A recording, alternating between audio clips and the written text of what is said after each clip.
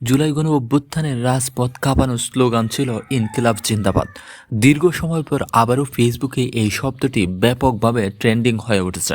রাজনৈতিক নেতা, সংগঠনের প্রতিনিধি এবং সাধারণ নেটিজেনদের ওয়ালে ওয়ালে এখন ঘুরছে এই স্লোগান। হঠাৎ এই ট্রেন্ডের মূলে রয়েছে ভাষা ও রাজনৈতিক পরিচয় নিয়ে তৈরি হওয়া একটি সম্প্রতি বিতর্ক। শনিবার 21 ফেব্রুয়ারি সিরাজগঞ্জে মহান স্বাধীনতা দিবস ও আন্তর্জাতিক মাতৃভাষা দিবস উপলক্ষে আয়োজিত এক অনুষ্ঠানে বিএনপির স্থায়ী কমিটির সদস্য এবং সাবেক বিদ্যুৎ ও জ্বালানি মন্ত্রী ইকবাল হাসান মাহমুদ টুকু এই স্লোগান নিয়ে প্রশ্ন তোলেন। তিনি বলেন, বাংলাকে যদি ধারণ করতে হয়, বাংলাকে যদি আমার মায়ের ভাষা বলতে হয়, তাহলে ইনকিলাব জিন্দাবাদ চলবে না। ইনকিলাব আমাদের ভাষা না। তার এই বক্তব্যের ভিডিও ক্লিপ ও সংবাদ ছড়িয়ে পড়ার পরেই ফেসবুকে প্রতিবাদের জোর ওঠে এবং শুরু হয় নতুন বিতর্ক। ইনকিলাব জিন্দাবাদ স্লোগানটি মূলত ব্রিটিশদারি আন্দোলনে এক কালজয়ী গর্জন। প্রখ্যাত ভারতীয় ঐতিহাসিকবিদ ইরফান হাবিবের মতে 1921 সালে উর্দু কবি ও কমিউনিস্ট নেতা মৌলানা হাসরাত মোহানি এই প্রথম স্লোগানটি ব্যবহার করেন। হাসরাত মোহানি ছিলেন একাধারে শ্রমিক নেতা এবং ভারতীয় কমিউনিস্ট পার্টির প্রতিষ্ঠাতা সদস্য। তিনি উত্তরপ্রদেশের উন্নয়ন জেলা জন্মগ্রহণ করেন এবং কবি হিসেবে হাসরাত ছদ্মনামে পরিচিত ছিলেন।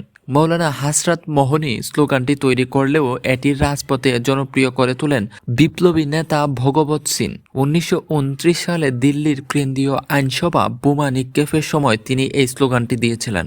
পরবর্তীতে আদালতে দেয়া এক জবানবন্দিতে ভগবত সিং বলেছিলেন, ইনকিলাব বা বিপ্লব মানে কেবল বোমা ও পিস্তলের সংস্কৃতি নয়। আমাদের বিপ্লবের অর্থ হলো অন্যায় ও শোষণের উপর দাঁড়িয়ে থাকা বর্তমান পরিস্থিতিকে সম্পূর্ণ বদলে দেওয়া। বাংলা একাডেমির মহাপরিচালক ও ঢাকা বিশ্ববিদ্যালয়ের অধ্যাপক ডক্টর মোহাম্মদ আজম এই স্লোগানের অর্থ ব্যাখ্যা করে জানিয়েছেন, ইনকিলাব শব্দের বিপ্লব এবং জিন্দাবাদ অর্থ অভিনন্দন জানানো, যা দীর্ঘজীবী হওয়া। অর্থাৎ এর সামগ্রিক অর্থ দ্বারায় বিপ্লব দীর্ঘজীবী হোক বা বিপ্লবকে অভিনন্দন। মূলত সামাজিক ও অর্থনৈতিক বৈষম্যের বিরুদ্ধে লড়াইয়ের প্রতীক হিসেবে এটি ইতিহাসের জায়গা করে নিয়েছে। মন্ত্রী ইকবাল হাসান মাহমুদ টুকুর বক্তব্যের পর এক পক্ষ মনে করছে বাংলা ভাষা শুদ্ধভাবে রক্ষার বিদেশি শব্দে স্লোগান পরিহার করা উচিত। তবে বড় একটি অংশ দাবি করছেন বিপ্লবের কোনো ভাষা হয় না। তাদের মতে কোনো শব্দ বা স্লোগান যখনই লড়াই সংগ্রামের ইতিহাসে মিশে যায়, তখন সেটি ভাষার গণ্ডি ছড়িয়ে জনগণের সম্পদে পরিণত হয়। এই পাল্টাপাল্টির যুক্তিতেই এখন সরগম ফেসবুক নিউজফিড।